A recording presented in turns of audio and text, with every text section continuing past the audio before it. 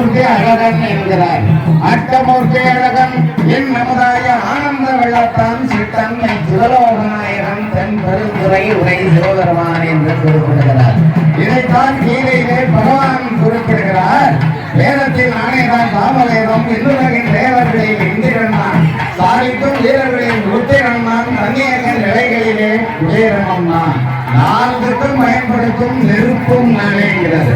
நான்குக்கும் பயன்படுத்தும் நெருப்பும் நானே நல்வேலி வகைகளிலே ஜெபமும் நானே ஏவலுக்கு அசையாத இயக்கம் தன்னை இயக்கினை எழுதினை நானே ஆவேன். சீர்மாறும் மரங்களிலே அரசு நானே தேவமொழி நாரதனும் நானே ஆவேன். இளங்களுக்கு பறவைகளில் கருடன் நானே என்னாலும் இயங்குவதில் காலமே நான். இந்த மண் தத்துவம் எனப்படுவது 24 தத்துவங்களை உள்ளடக்கியது மெய்யன்பர்களே.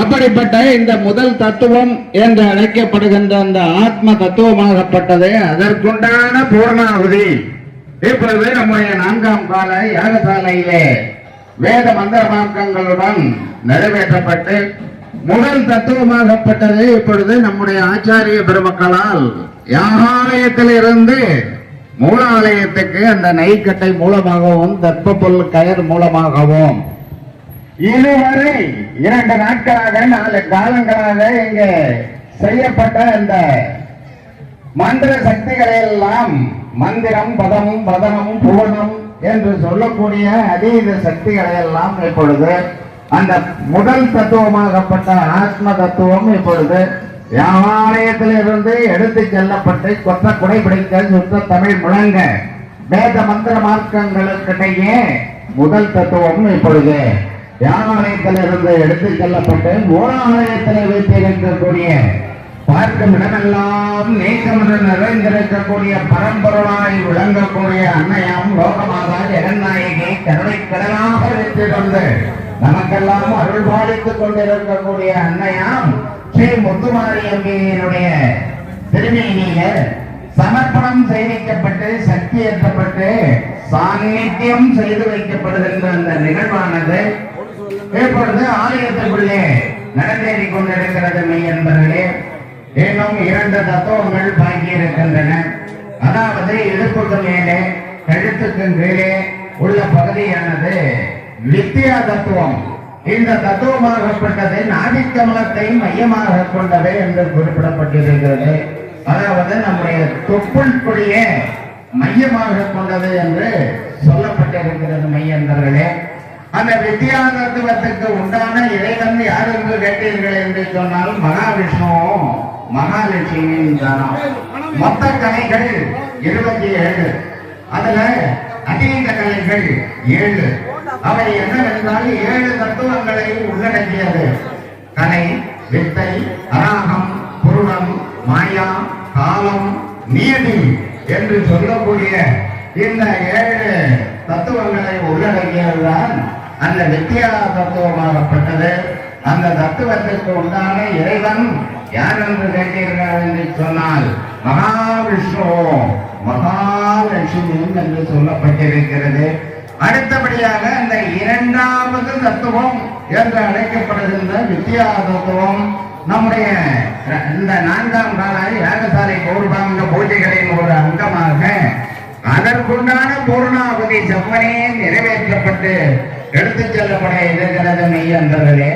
மகாவிஷ்ணு திருப்பார்கடல்ல பள்ளி கொண்டிருக்கிறார் என்று கேள்விப்பட்டிருக்கிறோம். திருப்பார்கடல் என்று சொல்லக்கூடிய இடம் நம்முடைய தெளிந்த உள்ளம். மரவணை என்று சொல்லக்கூடிய இந்த பாம்பு படுக்கை நம்முடைய இந்த தொப்புள் கொடிதானாம். மொத்த நரம்புகளின் முடிச்சு என்று சொல்லப்படுகின்ற நாடி கமலம் தொப்புள் கொடியாம். பாம்பு படுக்கை அதுதானாம். அங்கேதான் அவர் இருக்கிறார் என்பதனை சூட்சுமமாக சொல்லப்பட்டிருக்கிறது மெய்யன்பர்களே. மெய்யன்பர்களே, அந்த அதற்குண்டான தத்துவம் தான் அந்த வித்யா தத்துவம். அந்த நாடி கமலம் தொப்புள் கொடி முடிச்சு என்று சொல்லக்கூடிய இடத்துக்கு பேரு சுஷும்னா நாடின்னு பேரு. அங்கேதான் சிவயோகம் செய்கின்ற இடமா. ஆகவே அதற்குண்டான இறைவன் மகாவிஷ்ணுவும் மகாலட்சுமியும் அடுத்தபடியாக 2வது தத்துவம் அதற்குண்டான பூர்ணாவதியாகப்பட்டது. இன்னும் ஒரு சில நிமிடங்கள்ல நடந்தேற இருக்கிறது என்பது.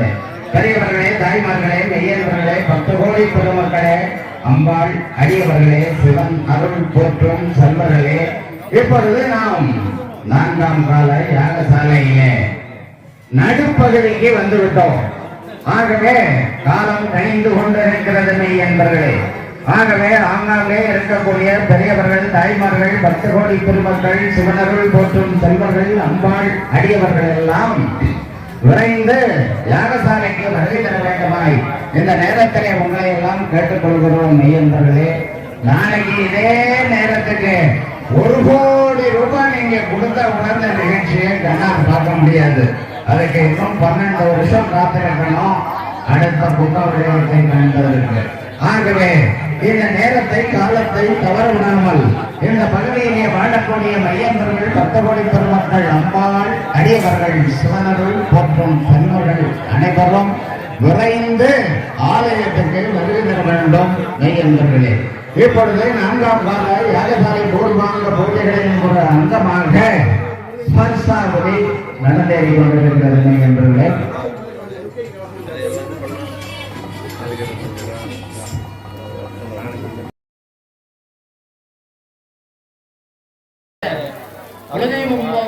நீங்களே நன்றி தர வேண்டுமாய் முத்துமாரியம்மையை வேண்டுதல் என்று சொல்ல அவளை ஏற்றுக்கொண்டு சிவாச்சாரியார் மற்றும் அனைத்த இதை நவாக்களை போன்று நாம் உண்ணங்களை போன்று அரசைக்கு கொண்டு செய்வோம் என்று அவரும் உறுதி எடுத்துக் கொண்டார். நம்ம அந்த சிவாச்சாரியார் சமூகத்துக்கு ரமேஷ் சுவாமிநாத சிவாச்சாரியாரை பற்றி தமிழ்நாடுகளில், இந்தியாவில், உலகம் முழுவதும் நன்கு அறிவோம். எனவே நமது ரமேஷ் சுவாமிநாதனுடைய இந்த பணி இந்த கடியாச்சேரி மற்றும் 8 கிராமத்தின் சார்பாக நாம் வந்து செய்து தருவதற்கு ஆலய நிர்வாகம் மற்றும் பக்தர்கள் விழா கமிட்டியின் சார்பாகவும் மிகுந்த நன்றியை தெரிவித்துக் கொள்கிறோம். எனவே இந்த கும்பாபிஷேகத்தை நடத்தி தருகின்ற